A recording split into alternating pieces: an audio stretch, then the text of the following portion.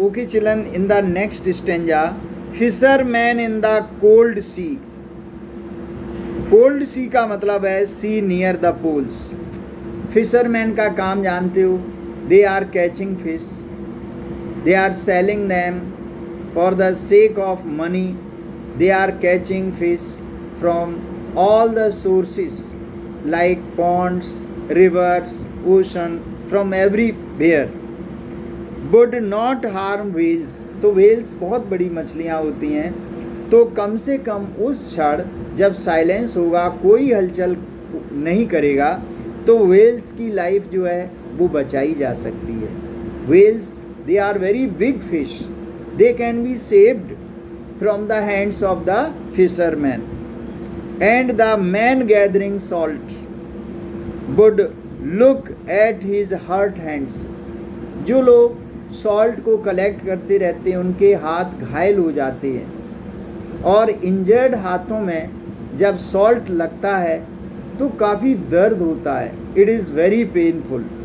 तो उस क्षण जो आदमी सॉल्ट कलेक्ट कर रहा है समुद्र के किनारे, कम से कम फॉर दैट टाइम जब सब कुछ बंद होगा, साइलेंट होगा पूरे दुनिया में, तो उसके हाथों को राहत मिलेगी।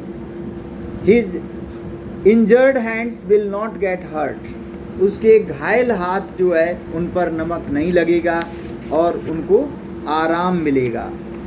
इसके बाद में now those who prepare green Wars, ये बहुत अच्छा स्टेंजा है।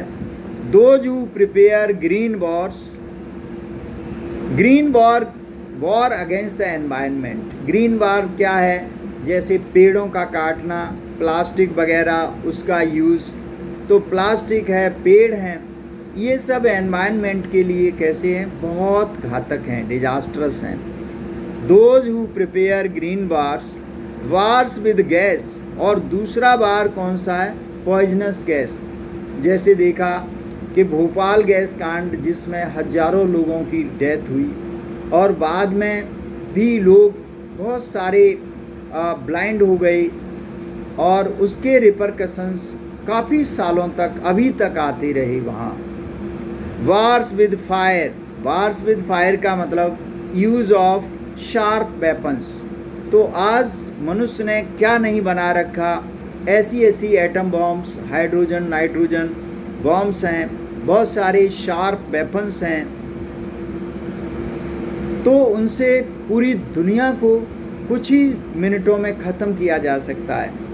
तो वो बता रहा है कि ग्रीन वॉर्स, फॉरेस्ट हमेशा काटे जा रहे हैं, फॉरेस्ट कटने से पूरा पर्यावरण जो एनवायरनमेंट है वो पॉल्यूटेड हो रहा है, जो पशु पक्षी हैं उनको शेल्टर ख़त्म हो रहा है, उनका बरसात जो है वो नहीं हो पा रही है।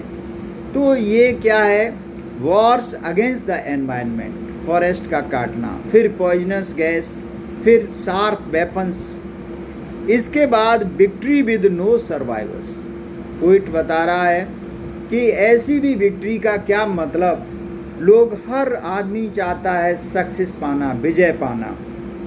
विक्ट्री विद नो सर्वाइवर्स, मान लीजिए दो कंट्रीज़ लड़ रहे, और दोनों कंट्रीज़, दोनों साइड में अगर सभी लोग मारे जाते हैं, तो फिर उस विक्ट्री को सेलिब्रेट कौन करेगा?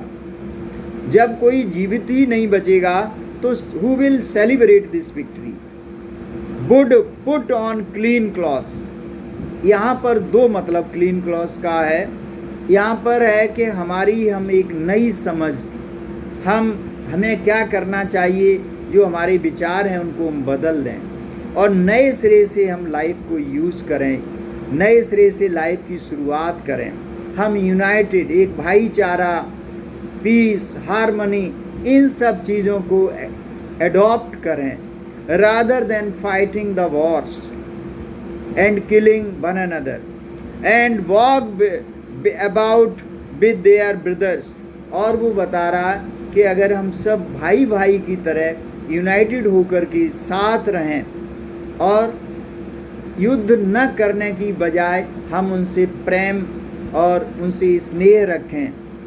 इन द शेड डूइंग नथिंग, जैसे वो बता रहा है कि इवन हमारे गांव में, पड़ोस में दुश्मनी रहती है, हम वो दुश्मनी त्याग दें और दुश्मनी त्याग करने के बाद हम आएँ और साथ साथ उन पेड़ों के नीचे बैठें, बातचीत करें, फ्रेंडशिप फैलाएं, तो वो ज़िंदगी एक अलग ज़िंदगी होगी.